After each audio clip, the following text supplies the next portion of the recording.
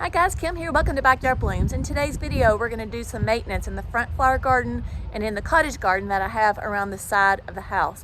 So you can see here that I have a hardy hibiscus that's losing all its leaves and it's looking pretty sad. So I can't bear to look at this until springtime.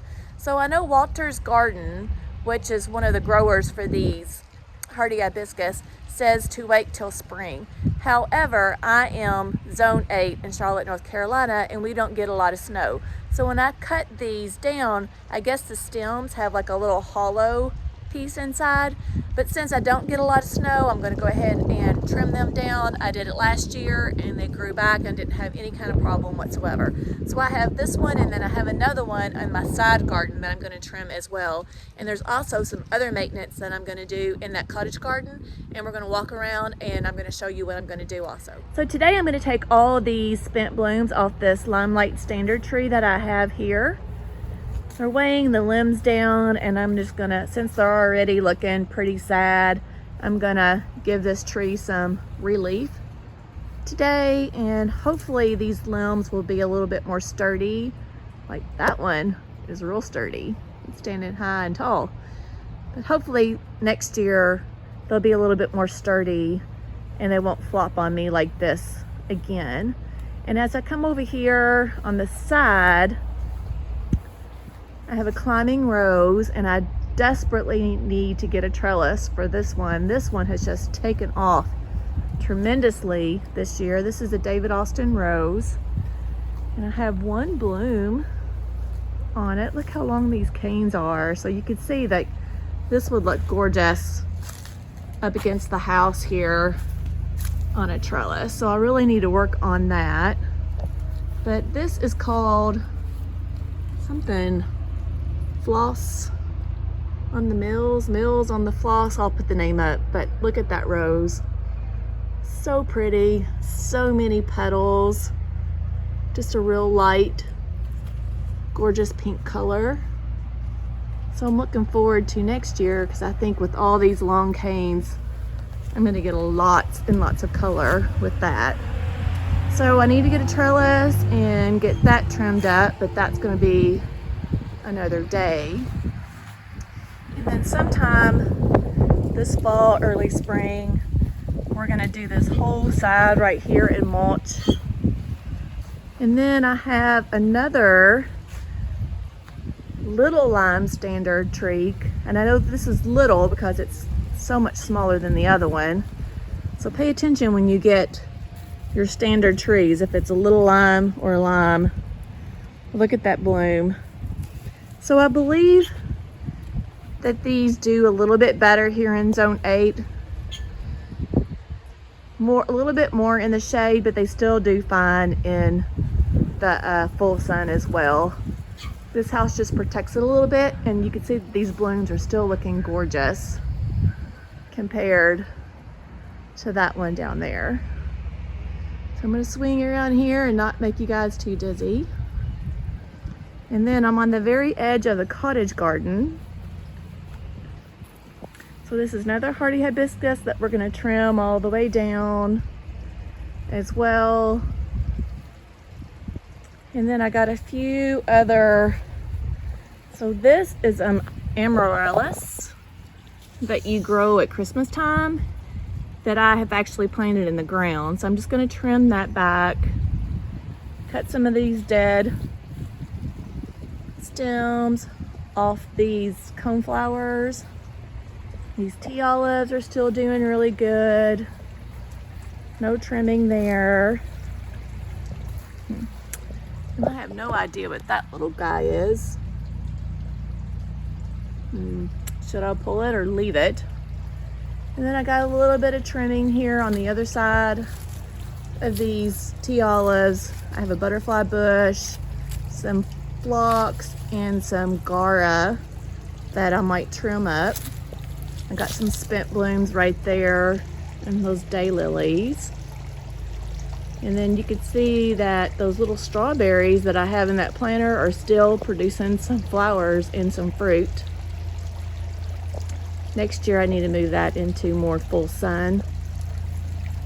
And let's see, What else am I gonna have to do? I'm gonna trim that one back as well, and that's another amaryllis. And then I have some lavender that just need to be trimmed a little bit.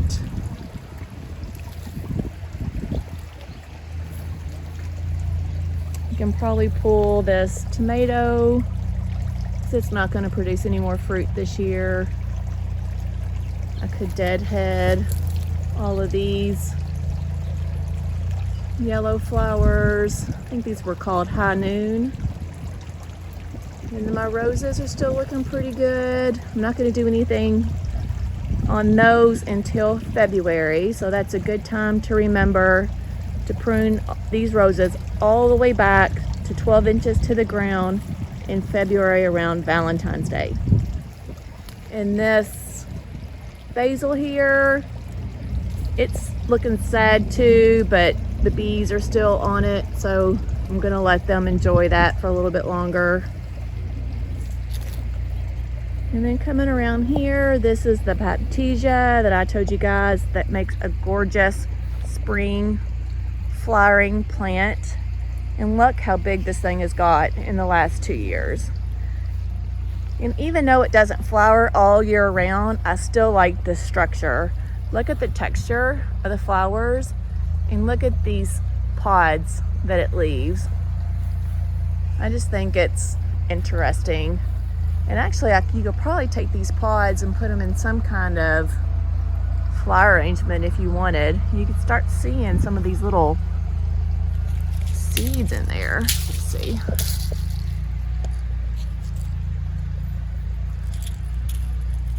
You see that seed right there? I don't think that this will produce another flower. I'll have to ask Miss Jenny from Creekside about that. But last year it didn't sprout anything new. So anyways, I think that's a very interesting plant. Actually, I liked it so much that I had one over in this location and I moved it to the front. And when we get to the other side, I'll show you that. But don't do that. Just buy a new plant, because it had an extensive root system on it and it was not too happy, but I think it's gonna make it. So you can see these junipers are doing great. These are some of my daylilies.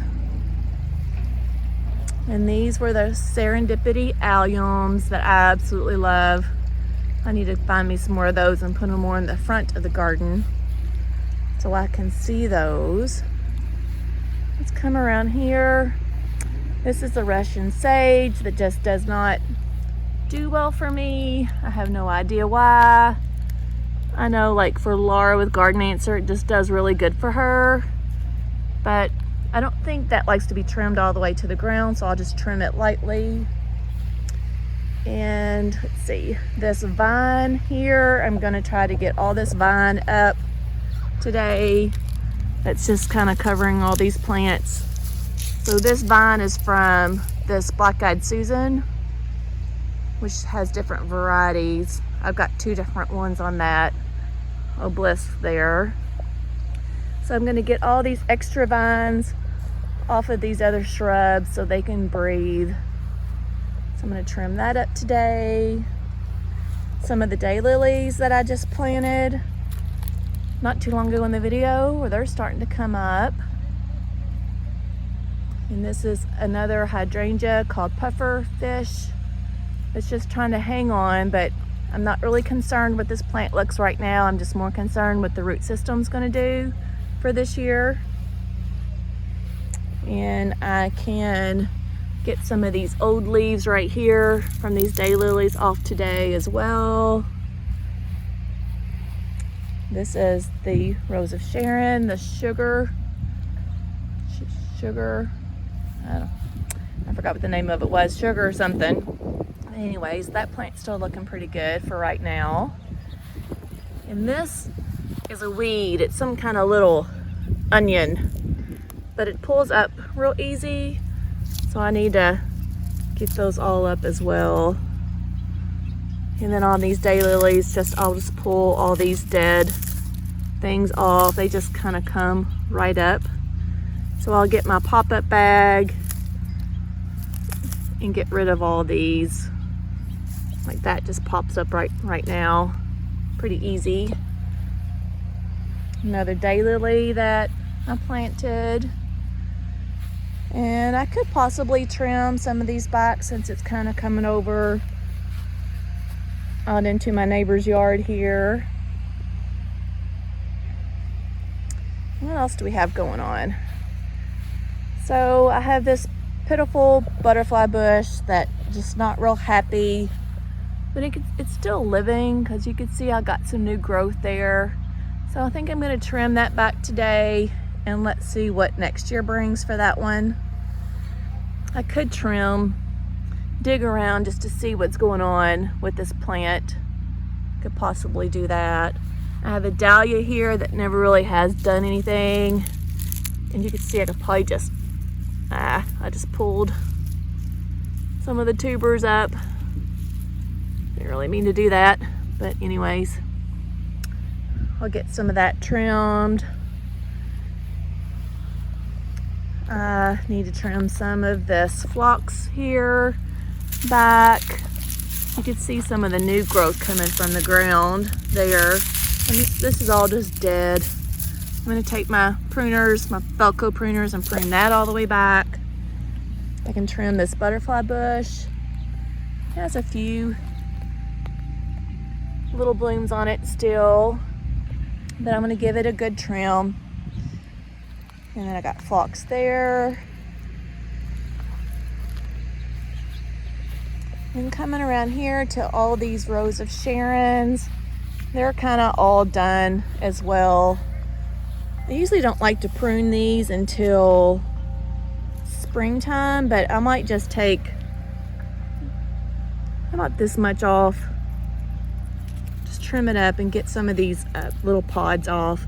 Now this one, Rose of Sharon, does not set and have new little sprouts come up, so I don't have to worry about this variety doing that one. Some of those Rose of Sharons do.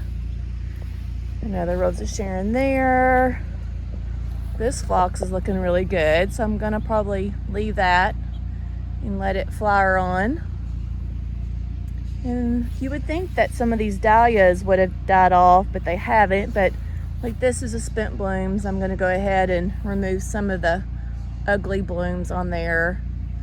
This thing is a hot mess. This is one dahlia that's been in the ground for 2 years, and it's just so heavy that it broke. So I'm gonna have to do a little bit something different next year, something more sturdy. I'm gonna have to find a different plant stand for that one. I need to get all that trimmed. I have this climbing rose here that I could tie up. Ouch. Just tie up to the trellis here like so. So I'll get some ties and tie that up so that'll stay and look a little bit more tidy. I can trim some of the spent blooms off these roses as well.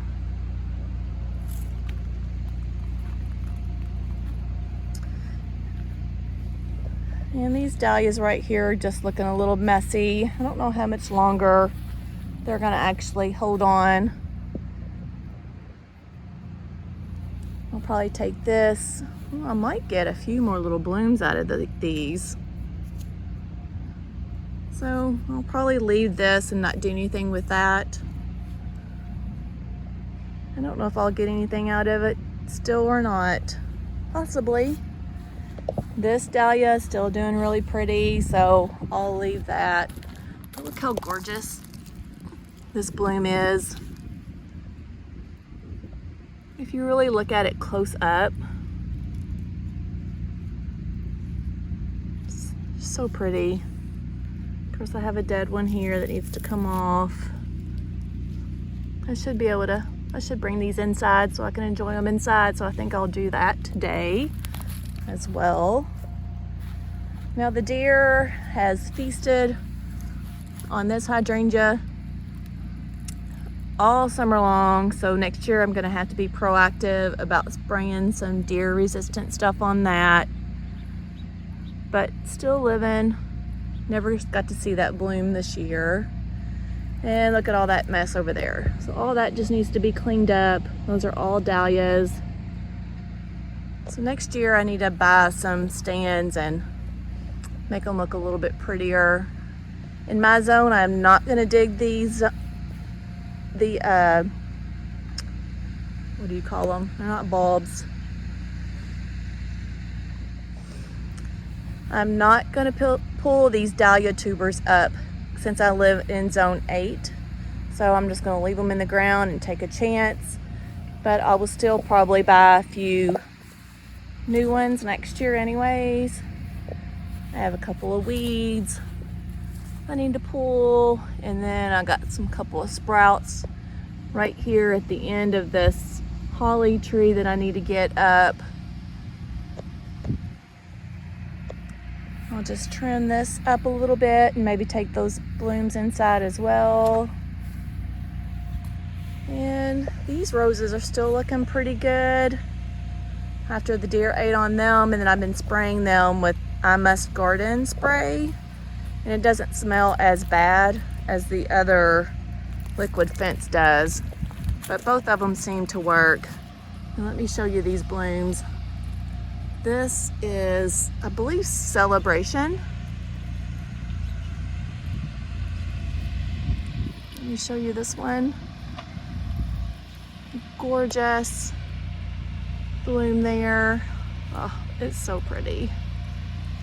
So the one thing about here in this zone, I feel like when we get these cooler temperatures, the roses look nicer, a deeper tone of color, and they're more big, is what I'm finding.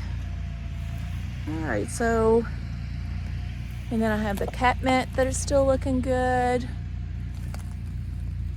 So whenever these flush out and start to look bad, I just give them another trim, and they seem to always come back and look great.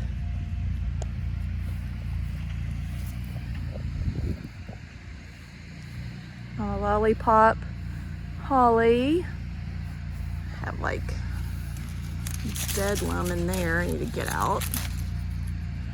So I'll get that when I come back with my pop-up bag. And these boxwoods are looking good. You can see that they did get a little bit of burn slightly just from where we trimmed them, but they really need to be trimmed. This is what the new growth looks like, this really bright green. And these are Alexandra of Kent. So I'm gonna pull this little section of roses up in the springtime. I'd say I think it delivers here in March, but I'm gonna put a different rose here that I bought as bare root, and I'm gonna take these roses and plant them over here in this cottage garden. So I think I'm gonna plant 2, and I might give 2 away. There's one, a real pretty bloom all the way in the middle there. A small one here. All right, back over to this cottage garden. These dahlias are looking good. They're just a little floppy. You could tell something ate on it here. I don't know if it was a bunny or what ate on that. But I think I'm just ready to just trim all this up and throw that foliage away to make it look clean looking.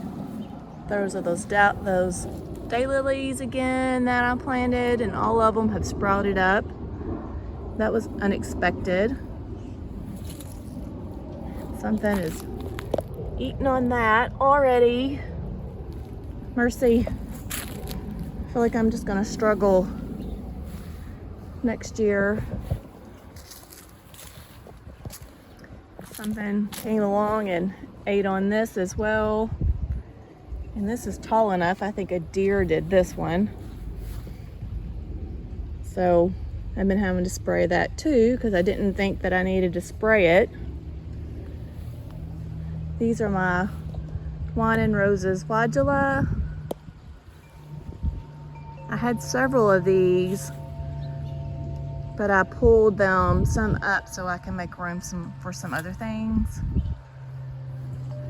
These you do not want to trim at all this time of year, so do not trim your Wadulas, because if you do, they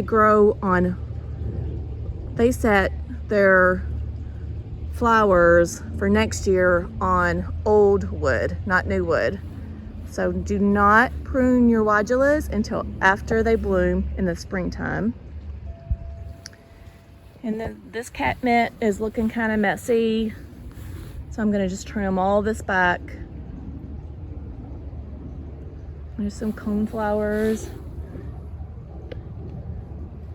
So I can like go ahead and remove some that are already spent. And then I replanted some of my bubblegum super petunias here in the garden. And I think they're gonna survive my winter, and I'm gonna have some pretty color here for the next summer.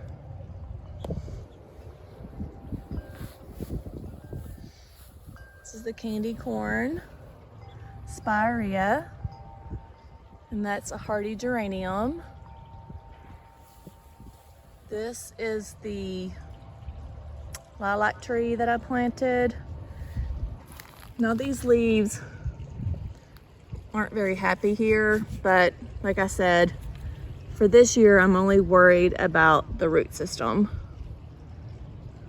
for next year, because all these leaves are going to fall off this year anyways. And then my fall planters are looking really nice.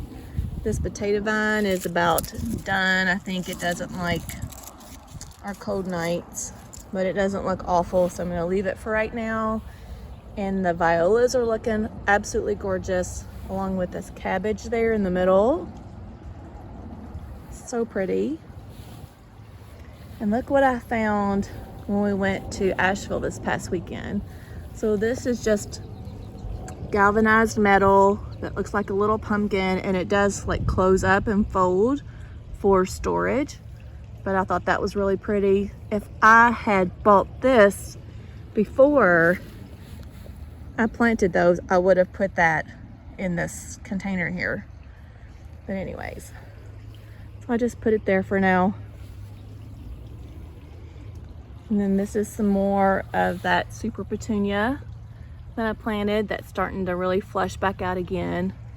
So I may not get any colors this year, and I'm okay with that. But anyways, they will survive my winter here in Zone 8. And then I'm loving the sedum. Love that color. I think that is so gorgeous. And then this grass, I'm loving that too. I need to fill some dirt in right in this area there.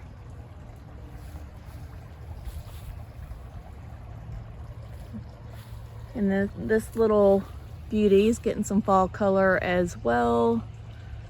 And I'm trying to think of what plant's called. I'm gonna have to throw the name up, so I don't really remember right this second. I'd love to get me some plant tags. Like my neighbor gave me this foxglove and wrote on there when it started it. So I need to get me some little plant tags like that. I know Gardener's Supply has some, so I might invest in that this winter and work on that this winter. Another Wadula, another fall planter, and look at this Miss America kale. Is that not gorgeous? Like, this is picturesque with these violas and this deep purple kale. It's just gorgeous. Bright, colorful.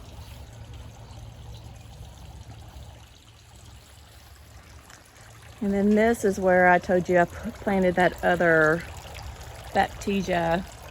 So you can tell, like, I did not make it happy from this. Let me swing my butt around here. From that to that right there. But anyways, my lesson learned, and it didn't die, so hopefully it will develop some more nice roots, and I'm just gonna leave it there. And then this Mexican petunia was flowering, but I bought that like as a little twig, and now I've got at least 10 stems on that, so that looks gorgeous there, giving me some interest as well. And that was a bubble gum that I cut all the way back because it was looking pretty sad, but I can see some new growth on there. So I'm gonna leave that in the ground, and I'm not gonna pull that up because bubblegum super petunias from Proven Winners does really good coming back in our area. You can hear my water fountain, water feature that I have in my garden. Every garden needs to have some type of water. And then I have the lavender here around these roses. And then I already shared with you this other side. So that's the garden maintenance that I'm gonna do today. And I'm gonna go back to the front and get my camera set up for the front. And I'm gonna show you guys how I'm gonna cut back that Hardy Hibiscus. But this is the cottage garden, what it's looking right now. It is gonna be the 1st of November here soon.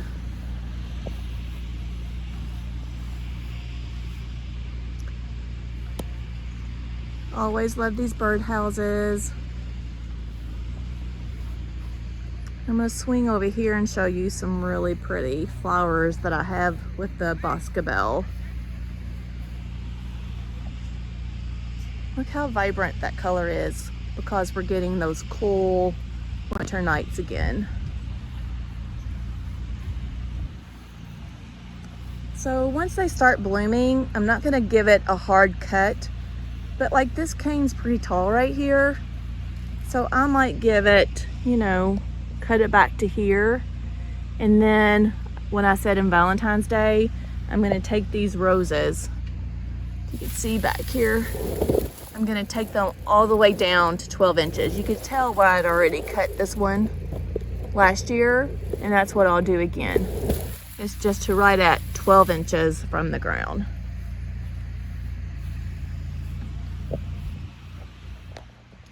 Before we get started with our maintenance, I'm gonna share how this fall container is doing as well. So these violas have grown and put some growth on them. So these Dusty Millers, I'm really loving this heuchera here. Took me a hot minute to think about the name. And then heucheras come in all different colors. So here's a different color over here. But again, these colors just play really well off each other. And I'm sure this little pepper plant's not gonna make it much longer, but it's still hanging on.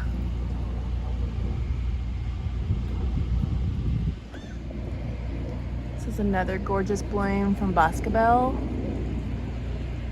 I love this rose. It just has a nice upright appearance to it. The canes don't get really wild or unruly like the Alexandra of Kent. So highly recommend this rose from David Austin. And then I'm gonna swing around here. You can tell that our grass is starting to go dormant. It looks like a zebra right now, but that's just where some of it has gone dormant and some of it hasn't. And that's normal for us right now. And then coming around to Gabrielle Oak. This is the most fragrant roses of all, but this rose is starting to also give a little bit more vibrant color to it as well. And this rose as well is more of an upright, bushier type of shrub.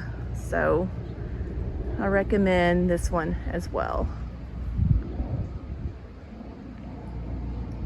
And you can see that we have all those spent blooms from my little lime hydrangeas there. And the spent blooms again on the limelight standard over there. I believe that's a little lime instead of a regular limelight. And then I just haven't had a lot of blooms from Eustasia Ave, but I've got one that's about ready to pop out right there. And then you could tell that my Oakland holly is trying to recover well after some loss of iron. It's getting a deeper green at the bottom, and then it gets lighter and lighter, but hopefully after this winter it'll absorb all that iron and look much better in the spring. And then I need to get the zinnia box all cleaned out too. So I still have some zinnias that are starting to put on some pretty blooms, but I also have a lot that aren't as well.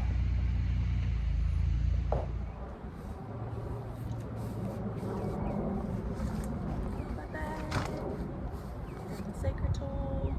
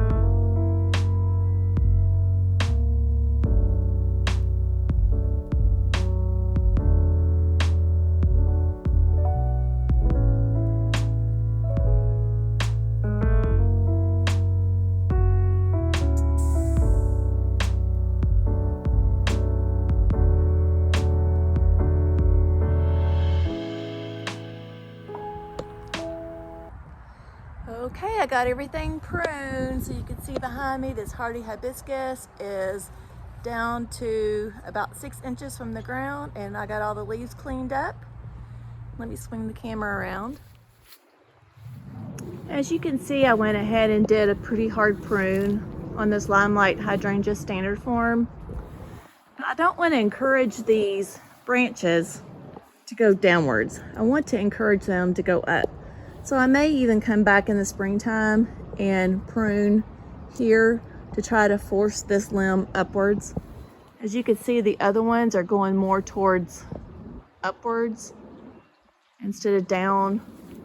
This one, you know, is going more horizontal. I really want to encourage it to go up. So I may even come back and prune here at some point. I went ahead and I was trying to show you in video any branches that crossed over one another. I went ahead and pruned, or if it like was at an odd angle, like you really want to encourage the tree to go up this way. You don't want any limbs crossing over. You don't want the limbs to go downwards. So I gave it a good prune. I know it doesn't look very pretty right now, but anyways, I think it was good for the tree. So I got all these leaves cleaned up around it. I deadheaded some of the old spent blooms on this gorgeous rose here. Definitely need to get us a trellis. And left this Limelight tree alone.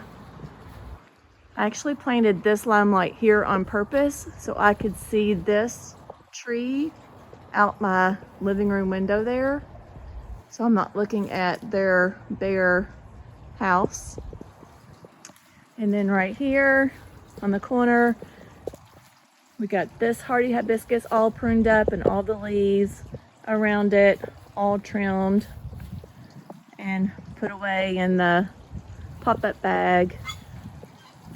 You can tell my lavender is struggling a little bit. I pruned a little bit of it back that was dead. I hope that it comes back fresh next spring. And then I got those amaryllis pruned back. Come on down this way. I left that alone. I went ahead and cut some of the daylilies back. I did not get this one. I just got all the dead around it, but they're gonna come up fresh from the ground anyways once we get a hard frost. So I can come back and prune that one. Left this Russian sage alone, bless its heart. Okay, and over here, I got all of that climbing vine all the way from this butterfly bush and got it all trimmed up. Trimmed those daylilies back there. I had some of that black-eyed Susan vine climbing up my magnolia, so I try to get that off. Once we get a hard freeze, this is gonna go bye-bye, and it does not come back. I left it in the ground last year just to see, and it did not. So down here, I cut these daylilies off. And then the biggest difference is down here in my daylily patch area. I got all this cleaned up. I just cut back some of the stems about 4 or 5 inches to the ground. They're eventually gonna die as well, and the tubers will stay in the ground. So I can come back and give this a good mulching. I might buy 3 or 4 bags of mulch and mulch this area really well. I got all that cleaned up. And I don't know if you can see in my video, these daggone fire ants have not gone away yet. And then I had a big daylily right here, and I just kind of grabbed all these leaves and just mulched it up around this area. I trimmed back some of my catmint. You can see where I trimmed it back there. I had the clematis there. It's not going to make it, but I cut it back to probably about 12 to 18 inches. And then I cut the daylilies down there as well. And then I just need to get some kind of support for these roses. My climbing rose right there. I got a few wild canes that I need to take care of.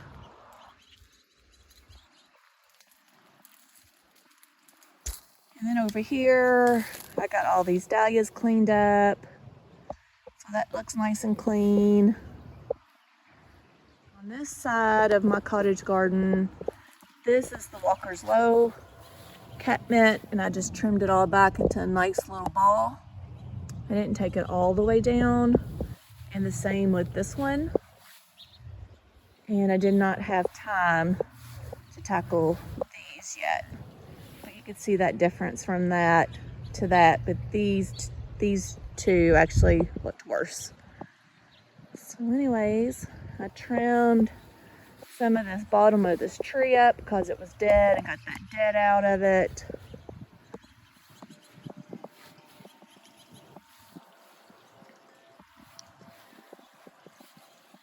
So need to take care of these, and I'll try to tackle that maybe tomorrow.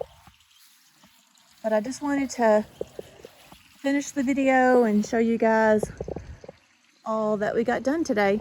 So I hope this video was helpful. If you guys don't have any idea how to cut things back, you really can't hurt anything. Things are going to die back anyways and come up fresh in the springtime anyways.